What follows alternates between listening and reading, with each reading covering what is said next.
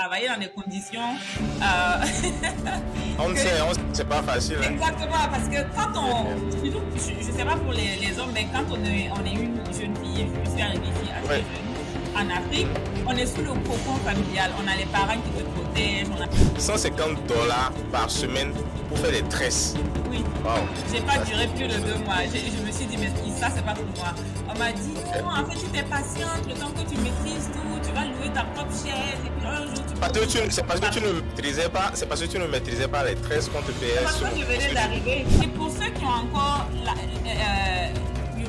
l'énergie pour se former n'est pas forcément de repartir au collège, aller faire 4 ans, aller faire 5 ans. Il y a tellement de certificates. Et ce que tu disais tout à l'heure, pour les femmes, c'est pas facile, surtout les débuts. Comment est-ce que tu as géré cette situation? C'est le courage. Hein. Je pense qu'il n'y a rien de sorcier. C'est pas une histoire singulière, c'est l'histoire de tout le monde. Quand on est déjà là, on n'a plus le choix en fait, que de se battre.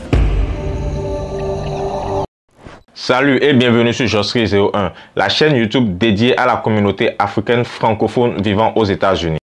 La chaîne Josry01 tout simplement pour informer. Nous abordons des sujets essentiels comme l'immigration, les opportunités de business et les stratégies pour réussir dans ce pays. Josry01 pour connecter. Avec notre podcast vidéo, nous donnons la parole aux membres de la communauté pour partager leur expérience, leurs défis et leurs réussites. Josry01 pour motiver. Nous souhaitons inspirer chaque Africain francophone à devenir un leader, un boss, à bâtir une vie prospère pour lui, pour sa famille et pour la communauté.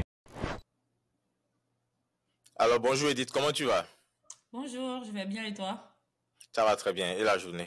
Ouais, ça se passe bien. On fait comme on peut. Ok, all right. Ok, pour ceux qui ne te connaissent pas, est-ce que tu peux nous faire une petite présentation de toi? Je suis Namketa Jos Edith Savadogo. Je viens du Burkina Faso. J'habite à New York depuis 10 ans maintenant. Je suis communicatrice de formation. Je travaille dans une organisation qui s'appelle Advantage Group. À côté, j'ai fondé NS Consulting, qui est une agence de communication et relations publiques. Et je suis host du podcast Atypical Journey. Ok. All right. So, NS Consulting, qu'est-ce que vous faites généralement dedans? On fait tout ce qui est stratégie de communication, relations publiques et personal branding. Okay. On aide les petites entreprises et les personnalités publiques qui veulent se positionner stratégiquement sur le marché. Ok. Alors, dis-nous, est-ce que tu peux nous parler de ton parcours académique brièvement depuis le Burkina, ton pays natal, jusqu'ici aux États-Unis? Après mon baccalauréat série A4, je me suis orientée en communication et journalisme. Parallèlement, j'ai fait un peu de droit, mais ultimement, j'ai décidé de continuer en communication et journalisme. Et en année de licence, je suis arrivée à New York et quelques temps après, j'ai continué dans le même domaine. Donc, ici à New York, j'ai aussi étudié Mass Communications and Media. Et là, je suis en train de boucler un MBA. Oh, tu continues toujours les études, hein? Ouais. Enfin, j'ai fini mes études en communication et marketing et là, je suis en train de faire un MBA pour mieux me perfectionner dans le domaine des entreprises. Wow, ça c'est bien ça. Ok, A4, série A4, c'est quoi? Parce que on ne maîtrise pas trop, hein. A4, c'est quoi? C'est philosophie et lettres. Je ne sais pas comment ça se passe chez vous, mais au Burkina, on a des bacs scientifiques, on a le bac D qui est, voilà, qui a un penchant scientifique, et le bac A4, c'est les lettres, c'est la philosophie, c'est les langues. Ok. Et pourquoi la communication? C'est une passion ou bien on t'a orienté dedans? On ne m'a pas orienté. Si je ne faisais pas de la communication, peut-être que je serais slameuse. J'aime les mots. Ouais. Ouais. Ok. J'ai fait un peu d'art quand j'étais au lycée. C'est quelque chose que j'aime. Et je me suis toujours intéressée à la psychologie humaine, à comment est-ce qu'on peut utiliser ce art-là de la communication des mots pour impacter la société. C'est pour ça que j'hésitais un peu entre le journalisme pur et la communication, et j'ai décidé de me spécialiser en communication parce que pour moi, qu'on le sache ou pas, tout est communication, quel que soit le domaine dans lequel on se trouve, tout est communication, et c'est très important pour la société. Ok. J'ai même vu quelques photos de toi. Je sais pas, tu essayais déjà de faire du journalisme, non, au Burkina? C'est ça, non? Oui, oui. Enfin, la formation inclut aussi des stages pratiques. Oh, Donc, ok. on C'était a des fait des formations. reportages. Voilà, on a fait des reportages. Ok. On a fait des stages à la RTB et ici, c'était pareil. On a aussi fait des reportages. Et quand je suis arrivée ici, j'ai fait une autre formation rapide Mhm. en production média, Ok. télé comme radio. Donc, c'est quand même un domaine que j'ai épousé un peu très tôt. Mon père, Ok. lui, il voulait que je sois avocate. C'est pour ça que j'ai fait des études de droit parallèlement à mes études de communication. Et même Ok. ici, hein, à un moment donné, j'ai toujours hésité s'il fallait aller à law school parce que contrairement au Burkina où quand on n'a pas commencé en droit, quand le undergrad n'est pas en droit, on peut pas faire des études d'avocat. Ici, avec Mhm. n'importe quel bachelor's degree, on peut décider de pivoter De le faire. vers le law school. Donc, mais je trouve qu'il y a quand même un parallèle entre utiliser la communication pour impacter la com stratégique et le droit. Même si c'est, je sais que les professionnels du droit vont me dire, mais non, non, non, pas du tout. Mais je pense que ultimement, c'est le même but. Ok, je vois. Yeah. All right. Bon, ce qu'on va faire, on va rebobiner l'histoire, ok? On va recommencer du début. Dis-moi, parle-nous de ton arrivée aux États-Unis. Comment ton arrivée s'est faite? Ton application, l'université, ton arrivée ici. Raconte-nous un peu la petite histoire. C'est une histoire très complexe, mais je vais essayer Ok? Ouais. de summarize it. On veut te connaître, on veut apprendre sur toi. Dis-nous. Bah, je suis arrivée en 2014, en plein hiver. Ok? Oh, Le visa, wow. c'était un visa F1, donc un Ok. visa étudiant. Mhm. Euh, mais ouais, arrivé ici, la réalité était autre. On découvre un autre monde. On pensait que tout allait forcément rouler, comme sur des Yeah. roulettes. Mais il y a eu Mhm. forcément des moments d'adversité. Il y a eu des pauses. On Mhm. s'est dit, mais attends, Mhm. on se met en retard finalement. Donc, c'est bien Mhm. après que j'ai pu reprendre les Mhm. études quand je suis arrivée parce que voilà quoi, il y a des choses on n'a pas forcément On ne anticipées. savait À un pas. moment donné, Ouais. faut Ouais, travailler bien sûr. et travailler dans Mhm. des conditions euh, que On sait, c'est pas facile, hein? exactement parce que quand Yeah. surtout je sais pas pour les hommes mais quand on est une jeune fille, je suis arrivée ici assez Ouais. jeune en Afrique. Mhm. On est sous le cocon familial. On a les parents qui te Ouais. protègent, on a les frères qui sont là, le papa qui est, Mhm. qui est là, qui est cette On va là. revenir sur cette partie-là. On va revenir sur ça parce que j'ai une question pour toi par rapport à ça. Mais continue, Ok. raconte-nous un peu ton arrivée. Dis-nous. Ouais, non, donc quand je suis arrivée, c'est ça. Mhm. J'avais au moins des gens pour me guider, pour m'orienter un peu. Mais comme tout Mhm. début, voilà, je tombe sur la neige, on me propose d'aller travailler dans un salon de coiffure et je Ok. travaillais quoi, 6 jours pour $150 la semaine. Et Mais attends, 6 jours, $150 la semaine, mais ça, c'était il y a combien de temps? il y a 10 ans, c'était toujours bas, même par rapport parce que le minimum wage était peut-être à $9, $10. Donc, $150 pour toute la semaine, c'était vraiment, vraiment bas. Euh, et pire, moi, je suis très frileuse comme personne. Jusqu'à présent, je suis toujours pas habituée à l'hiver de New York. Attends, je ne te coupe pas, hein, je vais revenir. Oui, Tu as te payer $150 par semaine pour faire des tresses. oui. Waouh, J'ai pas ça c'est duré plus quelque de chose. 2 mois. Je me suis dit, mais ça, c'est pas pour moi. On m'a dit, non, Ok. en fait, si t'es patiente, le temps que tu maîtrises tout, tu vas louer ta propre chaise et puis un jour, tu peux Parce que ouvrir ton c'est propre parce que tu ne salon. maîtrisais pas, c'est parce que tu ne maîtrisais pas les tresses qu'on te C'est payait parce ce que moment. je Parce venais que d'arriver, parce que je maîtrisais quand même pas mal de choses. J'ai fait l'internat quand j'étais au Burkina, donc on a ok, tout appris à se débrouiller en coiffure et tout. C'est parce que je ok, venais d'arriver, donc malheureusement, c'est ce qui arrive ok. souvent quand on est nouveau ici et qu'on Ouais, connaît pas quand on le est nouveau, système. ouais, ouais, bien sûr. Ouais. Ok. Et la suite avec les études, comment tu as géré? Ouais, je me suis d'abord inscrite pour les cours de langue Mhm. et mon véritable souci avec la langue, c'était surtout l'accent, la Ok. rapidité, parce que j'ai quand même Mhm. fait l'anglais au Burkina, j'étais bien en anglais. Quand je suis arrivée, quand j'ai fait le test pour on me place Mhm. pour les cours d'anglais, on m'a automatiquement mise dans le plus haut degré, en fait, parce que à Ouais. l'écrit, j'étais excellente. Mhm. J'ai fait bac A4, donc Ok, l'anglais, ouais. c'était, voilà. Ouais. Mais à l'oral, c'est terrible. quand les Américains parlent avec leur slang, avec leur accent, je comprenais absolument rien de tout. Tu ne fais pas vite, tu ne captes pas vite, tu te perds, quoi. Rien du tout. Okay. Donc, j'ai fait des cours de langue. En attendant de pouvoir repartir à l'université, c'est là que j'ai fait la formation en audiovisuel dont je parlais tout à l'heure, avec d'autres petits certificats par-ci par-là en ligne et tout. Et puis après, j'ai fait Community College, j'ai fait Liberal Arts and Science comme mon associate. Et c'est après ça que j'ai fait le bachelor en Media and Communications. Ok, je vois. Et ce que tu disais tout à l'heure, pour les femmes, c'est pas facile, surtout les débuts. Comment est-ce que tu as géré cette situation? C'est le courage, hein. Je pense qu'il n'y a rien de sorcier. C'est pas une histoire singulière, c'est l'histoire de tout le monde. Quand on est déjà là, on n'a plus d'autre choix en fait que de se battre. Donc, entre tout ce que je dis là, refaire les études, se remettre dans le domaine. Après le salon, par exemple, j'ai fait du babysitting.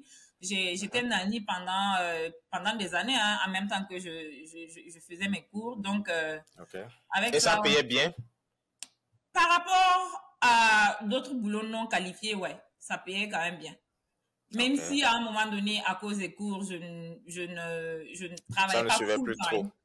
Je ne travaillais pas full time. Donc, je faisais juste quelques heures et je me suis dit que mon focus n'est pas de maximiser autant de dollars que possible, d'acheter des maisons ou de construire des trucs au pays comme, c'était vraiment bien sûr. On va revenir sur ça. C'était vraiment pas mon objectif. En fait, oui, vas-y. L'objectif, c'est d'avoir quelque chose pour subsister et de pouvoir continuer les cours.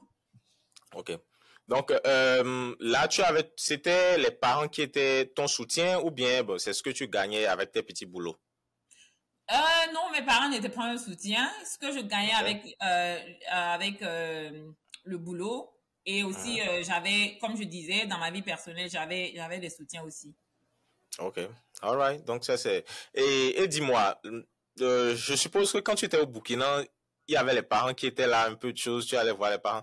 Comment est-ce que ça s'est fait, genre séparé de les débuts? Comment est-ce que tu t'es senti? Ou bien tu t'es dit bon, ok, je suis seul, je me débrouille seul. Tu n'as pas ressenti le manque des parents? Il y a eu tellement de moments où je me suis demandé si ça valait vraiment la peine, parce que je suis quand même un bébé pourri de mon papa, like, je suis daddy's girl. Donc, faire autant de temps sans voir les parents, je viens d'une grande famille, on est 7 enfants, le papa, la maman, ils sont tous au Burkina. Donc, faire autant d'années sans revoir les parents, c'était vraiment, vraiment, vraiment difficile. Heureusement qu'on peut compter sur la technologie, WhatsApp et autres pour les appels vidéo, mais c'était pas facile. Ok. Mais malgré ça, tu as pu surmonter pour passer cette étape-là. Il n'y avait plus le choix. Yeah. Si j'avais le choix, je serais repartie à un moment donné. Mais après, quand tu fais 2 ans, 3 ans et que tu te dis que tu as fait un retard que tu dois rattraper, si tu laisses à mi-chemin, tu n'as pas encore construit ce que tu essaies de construire aux États-Unis, mais ce que tu as mis en pause en Afrique, si tu repars, tu es complètement, par rapport à tes contemporains, tu t'es mis complètement en retard. Donc, tu n'as pas de choix que d'aller de l'avant, en fait. Yeah, c'est ça. OK. Non, c'est très bien. Et maintenant, tu arrives quand même à aller, tu as pu retourner les voir ou bien tu as allé les voir, la famille, c'est toujours comme ça. Ouais. Alors, je suis content. Alors, parle-nous un peu on va parler de ce que tu fais à côté de NS Consulting. On va rentrer un peu dans les détails par rapport à ça. Okay. Clairement, concrètement, qu'est-ce que vous faites et est-ce que vous avez déjà pu accompagner des compagnies ici aux États-Unis? Oui, mais c'est généralement des small businesses.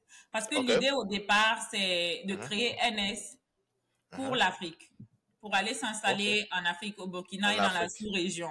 Donc, les clients de NS aux États-Unis, c'est généralement le bouche à oreille, des gens qui me connaissent, qui savent ce que je fais ou des amis, des amis qui me recommandent. Et c'est généralement soit un nouveau business qui doit être lancé et qui veulent un go-to-market strategy soit pour établir l'identité de la marque, soit pour trouver des stratégies, comment se faire connaître, ou c'est l'entrepreneur lui-même qui se dit, on connaît un peu mes services, on sait ce que je fais, mais moi-même personnellement, on ne me connaît pas. Comment est-ce que je peux me positionner sur le marché comme quand même une figure qu'on reconnaît facilement dans mon domaine. Donc, c'est ça. C'est soit des individus ou soit des politiciens même qui veulent avoir un petit competitive edge sur les autres. Ils se disent comment mieux me faire connaître de mon public. Donc, c'est un peu ça. OK. Donc, si je comprends bien, ta cible, c'était beaucoup plus en Afrique, en fait. Ouais. Au départ, oui. Au départ, ouais. Et après, maintenant, de communication et de relations publiques aux États-Unis que je me suis dit, ma première cible, c'est la diaspora africaine aux États-Unis et l'Afrique. Quand tu parles de diaspora, c'est diaspora africaine francophone ou anglophone ou les deux? Francophone. Parce que quand j'ai analysé, j'ai vu que les anglophones, Ghana, Nigeria, ils se débrouillent déjà pas mal. Ils brillent, ils arrivent à se positionner ici et tout. Mais les francophones, on est un peu toujours, je sais pas si c'est l'humilité ou on est... Au fait, c'est ça aussi le truc. C'est pour ça, moi-même, je me suis lancé dans ce format de vidéo. Parce qu'on sent qu'il y a un manque, il y a un besoin et beaucoup de personnes ne savent pas, il n'y a pas l'information qui circule. Tu vois, par exemple, ce que toi, tu as décidé de faire, c'est très bon parce qu'il y a des gens qui ont des activités ici et qui veulent toucher du monde. Et ils ont peut-être peur d'aller vers, ils se disent que ces compagnies ici aux États-Unis coûtent cher, tu vois. Toi, tu as une très bonne alternative, ils peuvent te contacter et puis voilà, ça va donner ce que ça va donner. Déjà, félicitations à toi pour ce que tu fais déjà. Parce que moi-même, c'est en faisant des recherches que je suis tombé sur toi, en fait. J'ai appelé, et puis tu m'as dit, ah ouais, c'est pas encore lancé, c'est ci et ça. Et dit, ah ouais, bon, ok, d'accord. Donc, non, ouais, c'est bien, c'est bien. Alright, donc à part ça, tu as un podcast. Ouais. Ok, et tu parles de quoi dans ton podcast? Dans mon podcast, je parle des parcours un peu atypiques. Okay. Du coup, ça couvre un large portfolio en fait. Que ce soit des gens qui à un moment donné ont été confrontés à des situations difficiles, ont pu se relever, que ce soit des professionnels qui ont complètement changé de domaine ou des entrepreneurs qui veulent nous expliquer comment est-ce qu'ils ont fait pour partir de rien, pour conquérir leur marché ou en fait parcours atypique, ça peut être tout le monde en fait. Ça sort dans le nom, atypique. Exactement. Ça peut être tout le monde. Tant que l'histoire est assez, tant qu'il y a des hauts et des bas, quelque chose de fascinant, moi je veux savoir. Et c'est un peu comme ce que tu fais. Hein. L'idée c'est de mettre en lumière ces histoires-là pour pouvoir inspirer les autres. Parce que dans notre communauté, on se contente souvent un peu de ce qu'on a. Ou quand on se retrouve dans une situation, on pense que cette situation-là est permanente.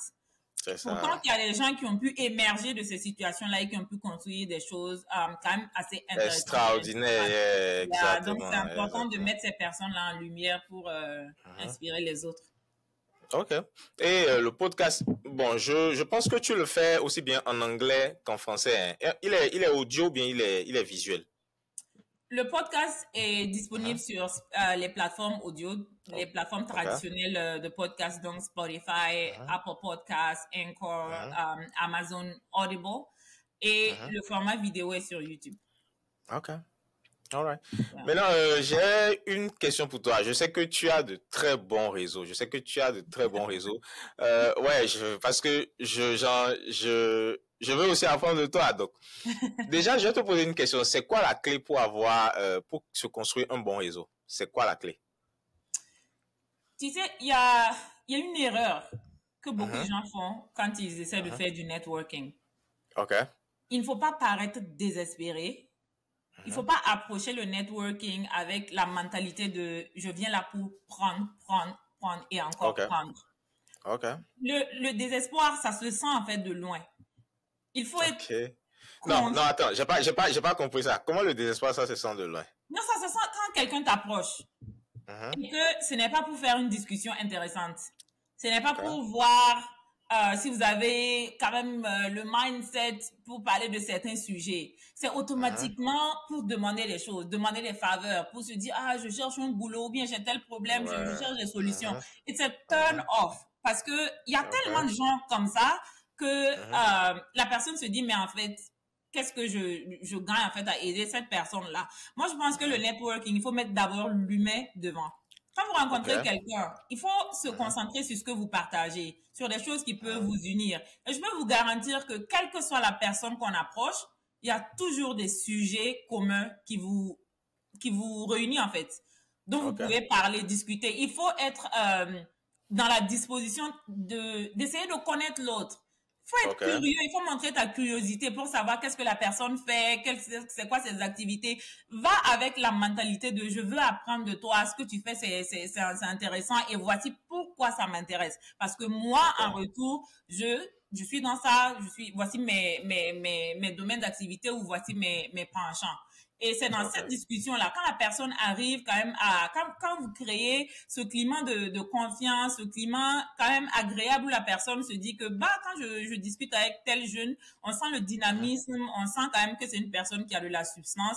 Naturellement, les gens vont penser à vous quand les opportunités se présentent, les gens vont vous connecter à d'autres personnes, même quand eux-mêmes, ils peuvent pas directement vous aider.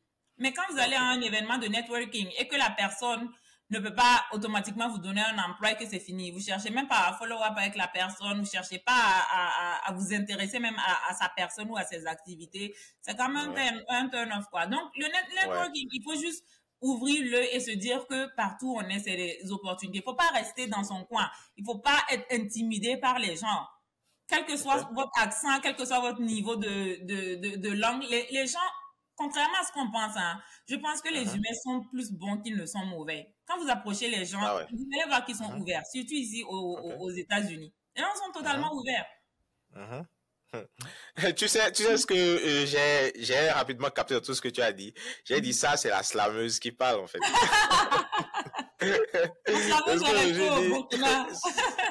Tu as su? Parce que tout ce que tu as dit là, mais tu as... Ok, ce qu'on va faire, résume-nous en 3 points. Quelles sont les clés pour réussir, pour se construire un bon réseau, pour faire du bon networking, en 3 points clés? 3 points clés. Il faut être ouvert. Il faut aller vers les autres, il faut être ouvert, il faut chercher les opportunités. À tout moment, vous pouvez transformer chaque instant en opportunité de networking. Deuxième chose, restez authentique. Ne cherchez pas à impressionner les gens que vous rencontrez. Ça, it's shallow. Vous ne vous rendez pas compte, mais les autres, eux, ils se rendent compte. Quand vous rencontrez quelqu'un que vous voulez forcément, inflate yourself. It doesn't work.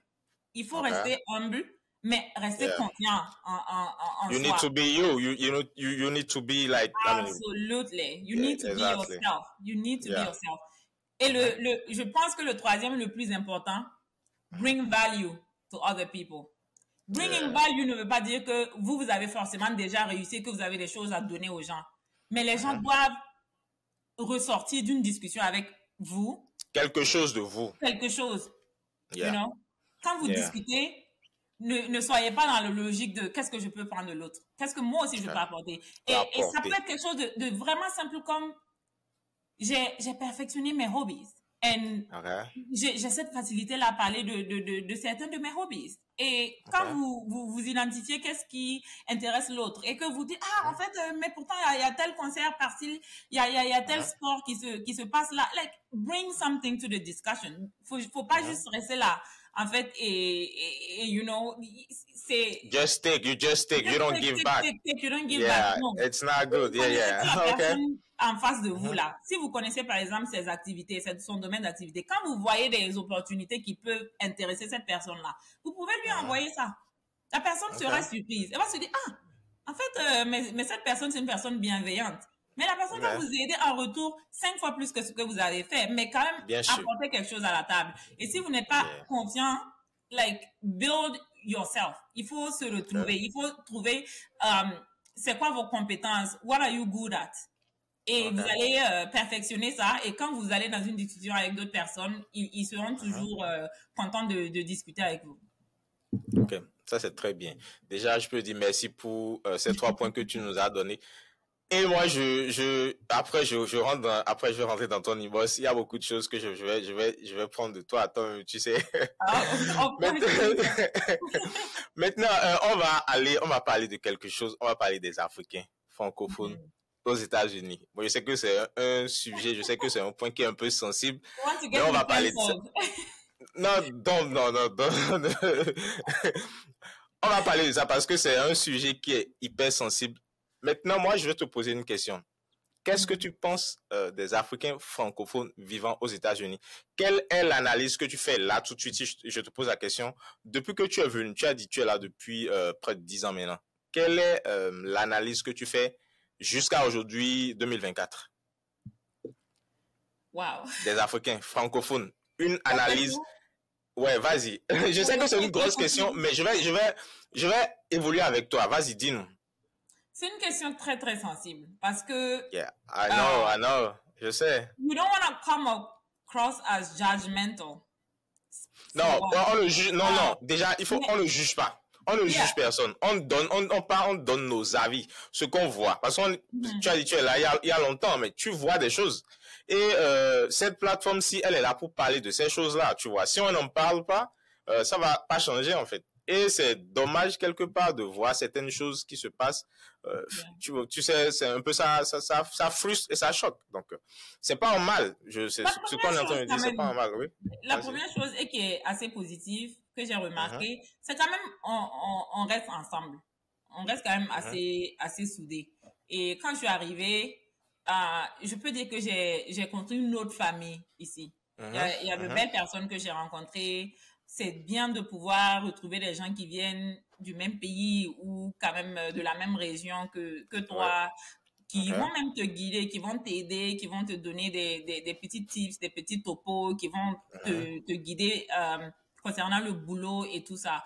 Et on a quand même pas mal d'occasions de se retrouver. Et c'est bien de ne pas perdre son identité et de toujours savoir qui on est même ici. Donc ça, c'est une bonne chose. Le fait qu'on reste, voilà, en communauté, on s'entraide. On a plusieurs fois vu des cas malheureux où des gens sont malheureusement décédés. La communauté s'est mobilisée avec des levées de fonds. Ils ont rapatrié le corps ou ils se sont occupés des obsèques. Ici, on a vu tellement de problèmes où c'est cette solidarité-là qui a permis quand même de s'en sortir. Donc ça, c'est une belle chose que j'ai remarqué.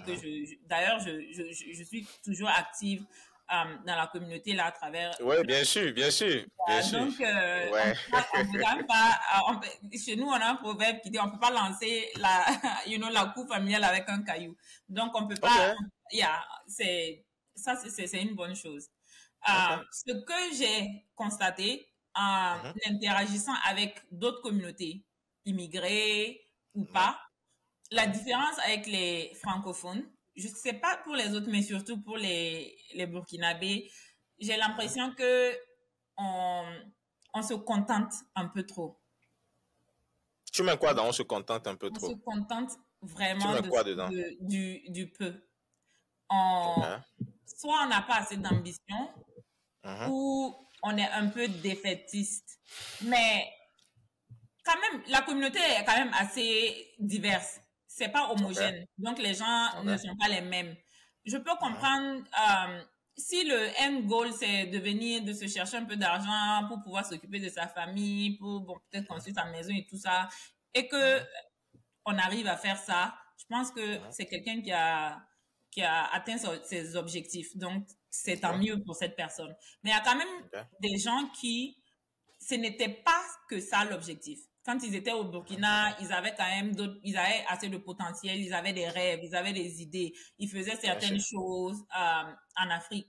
Mais arrivé ici, c'est comme si on se dit que ce n'est pas possible d'avoir ces mêmes rêves-là ici ou de rêver même plus grand. Ce qui est quand même dommage parce qu'on est quand même aux États-Unis, c'est quand même la terre des opportunités. On est à New York. You know? C'est pas le centre du monde. Le centre du monde, c'est mon village. Mais Ok. Dis-nous, vas-y. Et ne pas pouvoir take advantage de ce que le pays ou de ce que la ville a à offrir. De se contenter du peu, de faire exactement la même chose pendant une vingtaine d'années, de ne pas chercher des perspectives à quand même évoluer, pour que notre communauté là aussi puisse être une communauté forte. Il y a quand même des communautés qui pèsent ici, qui pèsent tellement qu'on influe même sur les politiques publiques. Qui pèsent des communautés qui pèsent énormément, je veux dire, en fait. Oui, énormément, ils savent que la communauté apporte tellement de choses à la ville et ils ont tellement de high profile people dans la communauté que même les politiciens, quand ils sont en train de run for office, ils sont obligés de composer avec ces communautés-là parce qu'ils ont quand même réussi à se montrer, à se positionner quand même comme, voilà, une certaine élite. Mais pourquoi nous, on ne peut pas faire ça alors qu'on a les mêmes compétences, alors qu'on a les mêmes intelligences, on a le même dynamisme? Pourquoi est-ce que quand on arrive ici, on décide de se limiter? Ce qui devait être un tremplin pour nous, pour gravir les échelons et aller encore loin, on prend ça maintenant comme si c'était la limite. Et je me dis que le piège vient du fait que dans certains de nos pays qui sont encore en train de se développer, on n'a pas accès à un certain confort. Donc ce qui est considéré comme luxueux là-bas, ici, c'est le bare minimum. Exactly. C'est ce que je voulais dire. Juste un petit truc, pouvoir manger à sa faim, pouvoir avoir une voiture pour se déplacer, pouvoir avoir Internet illimité, pouvoir acheter du poulet quand on le veut. En Afrique, il faut être higher class pour pouvoir s'offrir tout ça. Mais ici, c'est le bare minimum.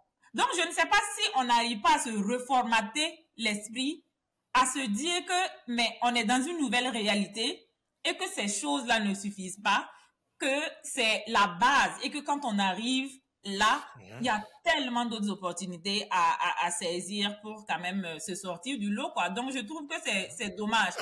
Quand on voit nos communautés se réunir, c'est toujours les barbecues, c'est toujours les janjoba et tout ça. Mais les choses qui peuvent vraiment nous avancer, qui peuvent... on ne fait pas ça. On ne fait jamais. Et même quand ça existe, ce genre d'opportunités, quand on le partage avec la communauté, on va voir d'autres communautés qui sont là, mais on va pas voir nos communautés dans ces choses-là. C'est ça. Dommage. Ils ne s'intéressent pas, en fait. Pas du tout. Ils ne s'intéressent pas. Donc, si je comprends bien ce que tu es en train de dire, c'est parce que les Africains francophones se contentent, en fait. Ils se contentent. Mais souvent, je pense que c'est aussi un manque de confiance en soi. Moi, je pense que même des gens qui étaient quand même assez perspicaces dans leur pays, quand ils arrivent ici, ils ont tendance à s'humilier. Et c'est naturel, c'est naturel. Est-ce que la langue, je te coupe pas, mais est-ce que la langue ne joue pas dedans? Par exemple. Oui, la langue joue dedans, c'est pour ça que je dis que c'est naturel. Parce que quand tu arrives, tu te dis maintenant, maintenant je dois en fait... Comment est-ce que je peux faire le poids avec peut-être un Américain qui parle, ou bien avec peut-être un Nigérian qui, lui, il parle déjà l'anglais, il est déjà habitué au système anglophone et tout ça. Mais non, pour faire du business, on n'a pas besoin de parler parfaitement l'anglais. Et l'accent, ça ne dit rien d'autre sur une personne que le fait que la personne parle une autre langue. C'est ça. Ça ne dit pas que tu es moins intelligent, ça ne dit pas que tu es moins, ça dit tout simplement que tu parles l'autre langue. Et les personnes dans certains cercles qui sont quand même assez, respectueux et tout ça, ils le comprennent. Donc, ils ne voient même pas ça comme une barrière si toi, tu ne vois pas ça comme une barrière. Ce que les gens ne savent pas est que la manière dont tu te vois dépeint sur les autres. Quand tu penses que you are not worth it, quand tu penses que tu n'es pas arrivé, on aime dire, nous, on n'est pas encore arrivé là-bas, hein. On aime dire ça, non. Quand tu penses que toi, tu n'es pas encore arrivé là-bas, tout le monde voit que tu n'es pas encore arrivé là-bas. Alors que quand tu rentres quelque part avec une certaine assurance, malgré ton accent là, you know what they're gonna say? I love your accent. It sounds so exotic. Exactement, tout est une question d'attitude. Yeah, mais bon, en même temps, ce que je me dis, quelqu'un, tu es venu, je vais dire pratiquement jeune, ok? Quelqu'un qui est venu peut-être dans la quarantaine ici, le dynamisme que toi qui es venu peut-être à 20 ans, 21 ans, ce ne sera pas la même chose, hein? Ce sera pas la même chose. Donc, je me dis peut-être il y a ça aussi qui joue, quoi. Mais si on est venu à 40 ans, on sait quand même que dans 20 ans, on aura 60 ans. Bien sûr. Et puis après, on aura 70, 80, non? Il faut préparer ça. Est-ce qu'on va toujours continuer à faire les mêmes boulots là quand on a 70? Si on n'a pas assez de dynamisme à 40 là, quand sera-t-il à 80? Il faut, en fait, à chacun, on n'a pas les mêmes objectifs, hein, donc on peut pas tenir les gens sur le même baromètre, right? Parce que il y a des gens, c'est comme je dis, on n'a pas les mêmes ambitions, on n'a pas les mêmes rêves. On peut pas mesurer le succès de Paul par rapport aux standards de Pierre. Donc ça, je comprends. Et je ne dis pas que tout le monde doit aspirer aux mêmes choses. Mais même à ton niveau, chacun à son niveau respectif, là, peut trouver le moyen d'optimiser, en fait, ce qu'il a et d'optimiser le futur par rapport à ce qu'il est en train de faire actuellement. Ok. Ça, c'est très bien. C'est bien. C'est bien. Ouais. Non, mais tout ce que tu es en train de dire, c'est vrai. Ce qui serait intéressant peut-être c'est que nous Africains francophones qu'on puisse qu'on puisse faire une mise à jour, je vais dire, ou bien qu'on comprenne là où nous sommes et les opportunités qu'on a ici. Je crois que c'est Paulo Coelho qui le disait dans L'Alchimiste.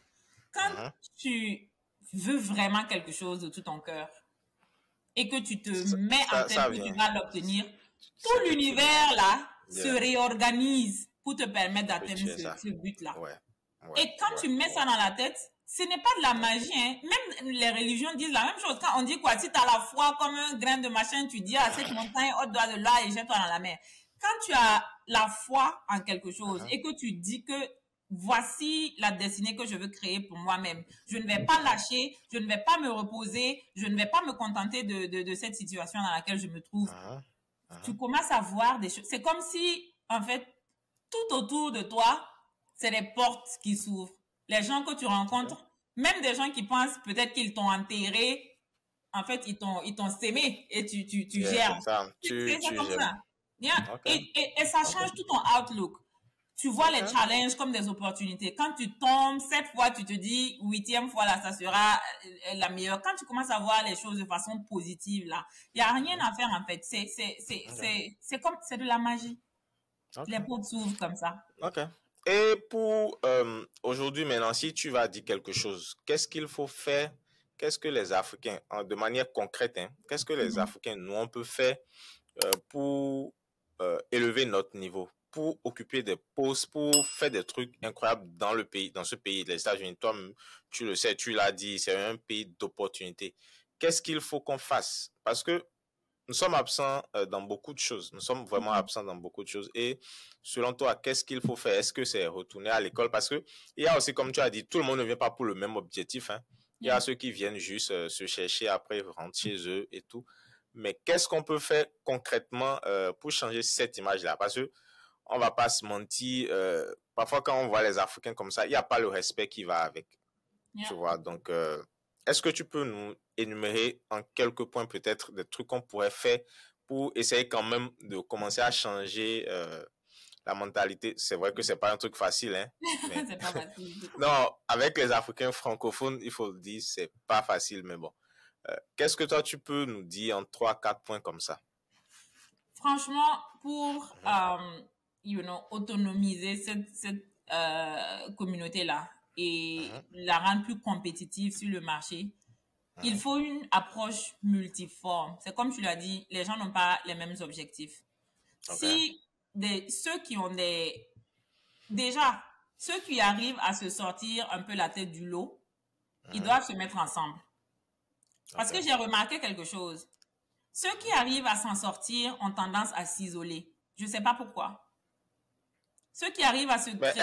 Est-ce que c'est pas parce que ils se disent que s'ils restent toujours avec ceux qui ne sont pas encore arrivés là, voilà. Est-ce que parce qu'on dit tu es le résultat des 5 personnes avec qui tu traînes. Et c'est comme tu l'as dit, si tu regardes un peu, c'est toujours les mêmes cercles. Quand il y a la fête, on se réunit ici, on se fait. Mais, et c'est après, c'est pour aller travailler, revenir, dormir. Mais en fait, tu sens pas quelque chose qu'on peut dire, ouais, bon, c'est nous, on a fait ci, on a fait ça. C'est pas dans tous les cas, hein. Est-ce que c'est pas à cause de ça que ces personnes qui peut-être arrivent à se sortir du lot, ils s'éloignent? Est-ce que c'est pas ça? Mais c'est pour ça que j'ai dit qu'ils doivent se réunir. Je ne dis pas forcément qu'ils doivent aller participer au Djanjoba, aller participer au commérage, tout ça, non. Mais ils doivent se mettre ensemble pour voir comment aider ceux qui ont aussi la volonté, mais qui ne savent, qui sont perdus, qui ne savent pas quoi faire. On doit avoir une sorte d'organisation qui réunit ces gens-là, ces têtes pensantes, ces gars dynamiques, ces personnes quand même de référence et tout ça, pour se mettre ensemble et constituer une force. Il y a quand même beaucoup de gens, certains que je connais, d'autres que je ne connais pas, mais dont j'ai entendu parler quand même, qui ont des choses à offrir à la communauté là. On doit se mettre ensemble et créer. Mais eux-mêmes, ils sont où? Eux-mêmes, ils sont où? Parce que toi, tu les connais, ou bien? Je vais dire, bon, quand même, tu en connais pas mal, mais quelqu'un comme moi, je les connais pas, par exemple. Tu demandes à quelqu'un là, de la communauté là, si tu les connais pas. Non, mais justement, c'est ça le truc. Écoute, c'est ça le truc. Je suis déjà préoccupé à aller travailler, me casser le dos. Maintenant, bon, je vais me mettre encore à chercher. Bon, en fait, tu vois un peu, ouais, c'est ce que je dis, mais c'est juste là, ils sont où? Ils doivent se chercher. Ils se connaissent. Ils doivent se chercher. Ils doivent se non, mais non, en fait, je parle de, par exemple, quelqu'un. Je parle, par exemple, de quelqu'un de la communauté qui veut peut-être upgrade son level, changer de truc. Il veut rencontrer des personnes qui peuvent apporter un plus dans sa vie. Ces personnes-là, on les rencontre où? On ne reste pas, you know. J'arrivais à là. Cette première chose-là, je veux que les gens qui ont quand même quelque chose à donner là se mettent ensemble. Maintenant, pour ceux qui cherchent à réussir, qui veulent évoluer, la voie n'est pas forcément d'aller vers d'autres Africains qui ont réussi, hein. Non. Il y a tellement d'autres personnes ici aux États-Unis. Il faut faire du networking. Il y a tellement d'événements qui sont gratuits. Il y a des networking events. Il y a career fairs où tu peux aller avec ton résumé. Des gens qui sont même spécifiquement focus sur la diversité. Ils veulent hire des gens d'univers divers pour montrer quand même que leur entreprise là, ils sont pas racistes, ils sont inclusifs et tout ça. Ouais, bien sûr. Ça existe. Il faut chercher sur Internet. Il faut aller sur LinkedIn. Reach out to people. Écris aux gens, envoie des connexions. Présente-toi. Dis qu'est-ce qui t'amène vers ces personnes-là et qu'est-ce que tu cherches à gagner. Trouve des mentors. C'est tellement important d'avoir des mentors quand on est dans un pays qui n'est pas le nôtre. C'est pas comme quand on était là, on a nos cousins, on a nos parents, on a nos oncles et tout qui peuvent aider. Il faut aller vers les gens. Et je promets, les gens ne vont pas rejeter quelqu'un qui cherche à apprendre. Ce n'est pas possible. Je sais que ici, c'est beaucoup plus open mind, you know. So. Yeah. C'est tellement open-minded. Et pour ceux qui ont encore l'énergie pour se former n'est pas forcément de repartir au collège, aller faire 4 ans, aller faire 5 ans. Il y a tellement de certificates, mais qui sont tellement valuables sur le marché quelque chose que tu peux apprendre en une année. Et après 2 ans, tu te fais 6 figures. Ça existe. Il y a mais en fait, c'est qu'il faut, il faut que l'information, aussi soit disponible, non? Si je ne te coupe pas, il faut que l'information aussi soit disponible, ou bien? Il faut aller à l'information. Quand on cherche vraiment à s'en sortir là, il faut aller à l'information. Le domaine de la santé, moi particulièrement, c'est pas mon truc. Quand je suis arrivée nouvellement, tout le monde m'a dit de faire des études de nursing. Ma maman est infirmière, je sais que c'est pas mon truc. Mais pour ceux que ça ne dérange pas là, il y a tellement c'est pas que nursing, aller faire des études en nursing. Il y a d'autres certificats dans le domaine de la santé. Je connais une qui a fait, je crois, technicienne respiratory ou quelque chose comme ça. La formation lui a pris 18 mois. Son starting salary, c'est 100 et quelques mille dollars l'année pour entry level. Really? Mais si tu dis à quelqu'un de prendre 18 mois où il doit aller à l'école et il doit payer même peut-être pour ça s'il n'a pas les bourses d'études, il va te dire je peux continuer mon petit Josie à côté là, l'école là, c'est trop compliqué. Mais il faut voir le long terme. Les gens se disent si je gagne $1,500 ou bien je gagne $2,000 la semaine là, il y a l'argent dedans, hein, ceux qui veulent laisser ça pour aller à l'école là. Mais il y a l'argent dedans jusqu'à quel point? Est-ce que tu te projettes dans 15 ans, dans 20 ans, qu'est-ce que ça va devenir après? Tu ne sais pas. Alors que si tu apprends d'autres skills, tu sais au moins que déjà tu as la sécurité sociale. Yeah. Maintenant, tu as tes 401k, les autres avantages quand même qui peuvent te préserver et tu vas toujours continuer. Plus tu gagnes en expérience, plus ton salaire va augmenter. Il y a tellement de formations en fait à faire. Même les boulots qu'on néglige. Électricien, ou plomberie, tout ça c'est des choses que tu peux même apprendre peut-être en 6 mois. Les gars, moi, ce que je veux retenir dans ce que tu es en train de dire, je pense qu'il y a aussi la volonté qui fait le truc. Hein. Parce que pour faire ce genre de choses, il faut avoir la volonté. Si tu n'as pas la volonté de vouloir, tu te contentes de ce que tu as déjà, ça ne passe pas. Il faut avoir la volonté, il faut suivre les bonnes personnes. Si tu es parmi 10 personnes et que les 7 personnes-là, il y a personne qui parle d'avenir, il y a personne qui parle de se former, tu vas faire comme eux. Même mais si c'est ce qu'on dit, tu as le résultat des 5 personnes qui t'entourent en fait. Absolument. Et ça me rappelle quelque chose là. Le premier podcast que j'ai fait, il disait dans le podcast que celui qui vient te chercher à l'aéroport, la première fois que tu mets pied dans le pays, ici aux États-Unis, celui qui vient te chercher à l'aéroport, si tu ne sais pas faire le boulot qu'il fait, c'est le même boulot toi aussi tu vas commencer à faire. Et si tu n'es pas fort, si tu n'es pas fort, tu ne quittes pas, quoi. Ouais. En fait, c'est un petit piège là. Ouais. Quand tu demandes à quelqu'un, par exemple, quand quelqu'un vient d'arriver et demande, on va lui dire par exemple, oh oui, c'est peut-être facile de faire le delivery, après le delivery, tu vas essayer de faire le taxi. C'est bien, c'est vraiment de bonnes options, ça te permet de faire ton temps comme tu veux, ça rapporte beaucoup d'argent et tout. Mais et après ça, est-ce qu'il y a d'autres choses ou pas? Mais si tu restes avec les gens qui ne connaissent que ces deux choses-là, il n'y aura rien d'autre en fait que tu vas faire. Et si toi-même tu ne cherches pas, tu ne cherches pas. Again, if you're happy with it, il n'y a pas de problème. I'm not bashing des gens qui sont vraiment heureux et contents de ça. Comme je dis, il y a des gens, l'objectif de la vie, chacun avec ses objectifs. Voilà, l'objectif de leur vie, c'est vraiment d'être à l'abri, c'est de pouvoir s'occuper de leurs parents et puis c'est tout. C'est pas des gens qui vraiment ne dorment pas parce qu'ils essaient d'atteindre le sommet. Quand c'est comme ça, il n'y a vraiment pas de souci. Donc, les formations, il ne faut pas négliger. Les gens vont se dire que c'est un sacrifice. Oui, pendant que tu vas à l'école, tu vas diminuer tes heures de travail, tu n'auras pas assez d'argent. Mais le return is greater. Il faut pas regarder $1,000, $2,000 la semaine et puis se dire que ça suffit. Pendant qu'il y a 250 000 millionnaires à New York. C'est la ville avec le plus de millionnaires et de milliardaires. Au monde. Ouais, bien sûr. Je dis, mais c'est terrible. Bien sûr. C'est incroyable. Quand tu fais les maths entre la population totale de New York et le nombre de millionnaires, ça donne 1 sur 25 New Yorkers est millionnaire en dollars. Millionnaire. Ouais. 1 sur 25. Si eux, ils arrivent à le faire, pourquoi on ne peut pas avoir des multimillionnaires dans la communauté ici? 1 sur 25 New Yorkers est millionnaire. Let that sink in. Les gens qui disent non, New York est trop cher, on est là, on se coince dans la maison. New York n'est pas cher, c'est toi qui n'as pas l'argent. L'argent?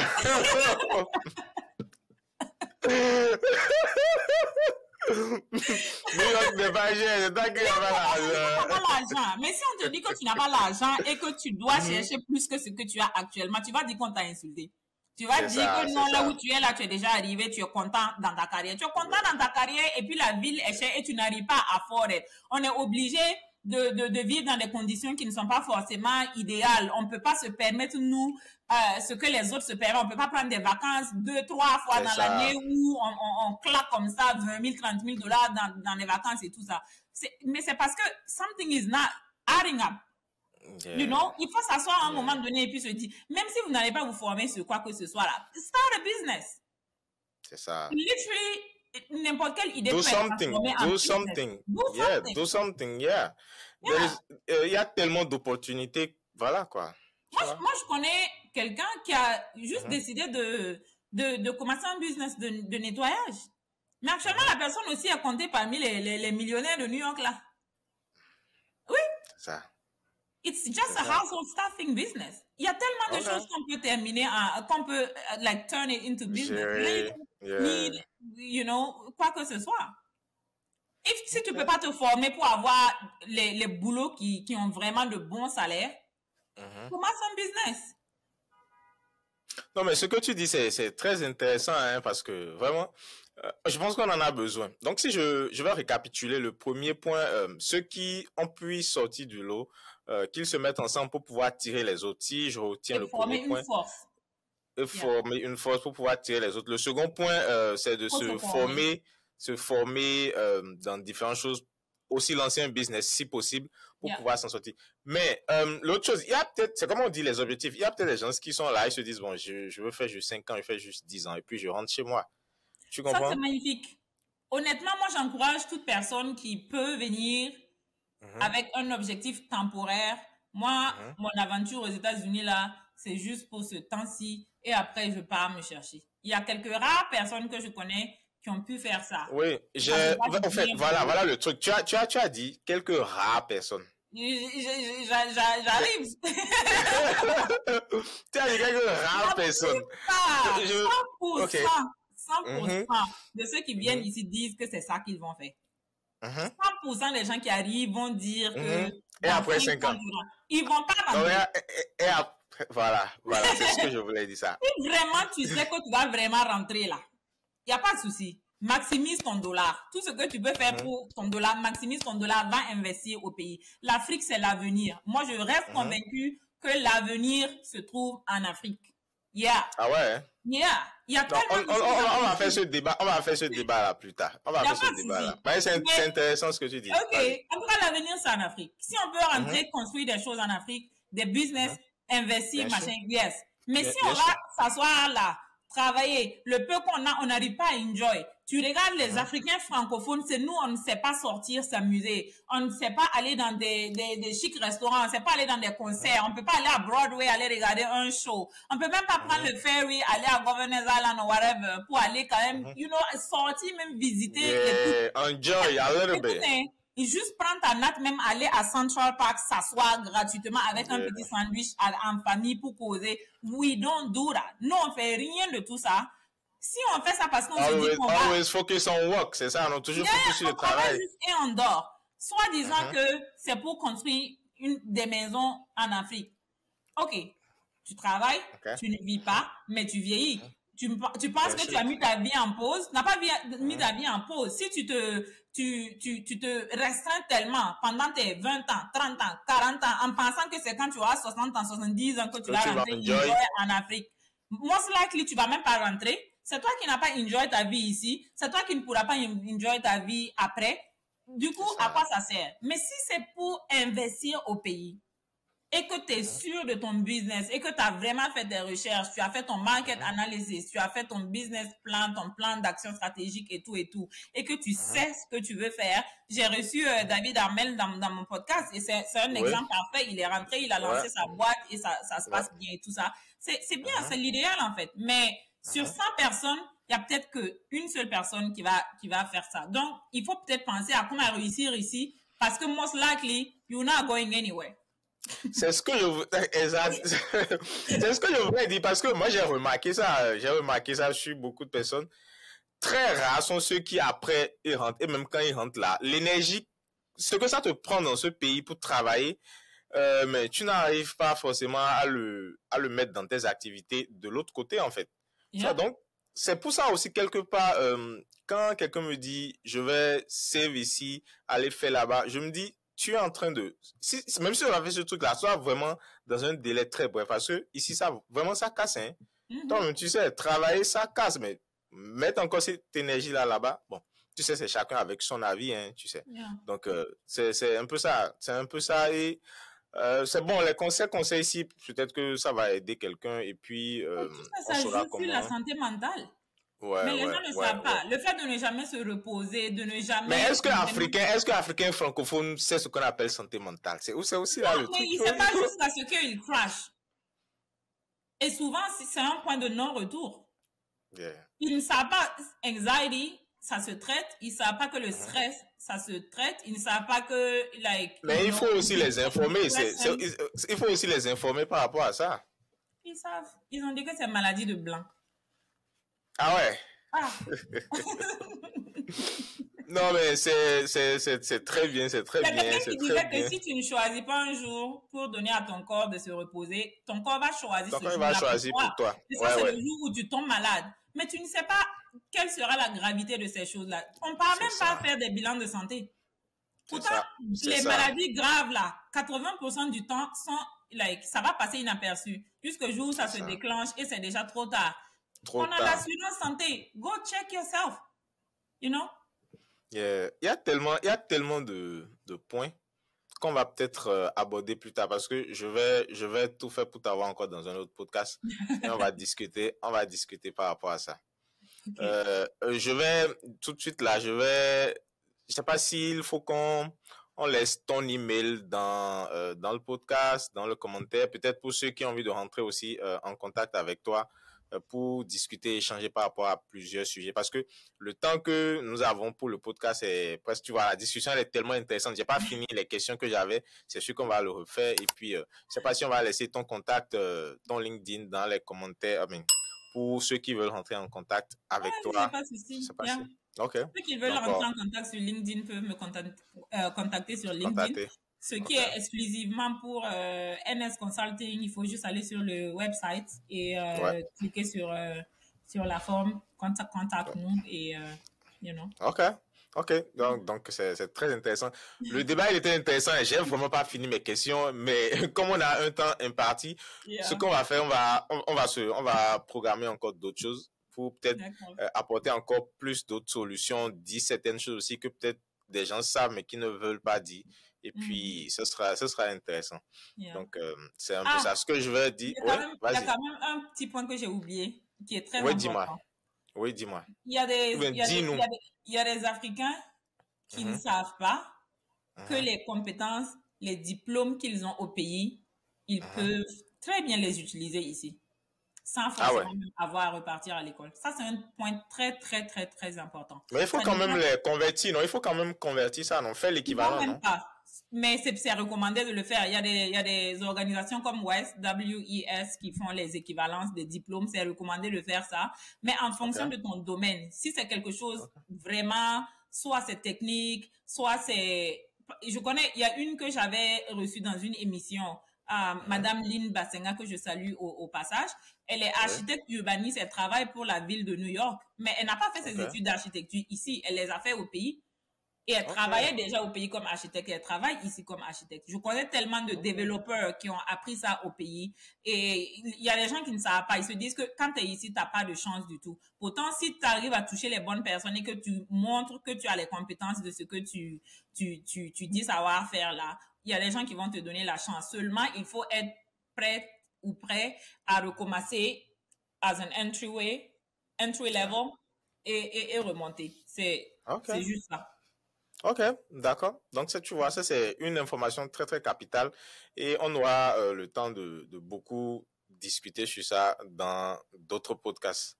Donc, je vais te dire déjà merci pour ta disponibilité. Merci pour le podcast.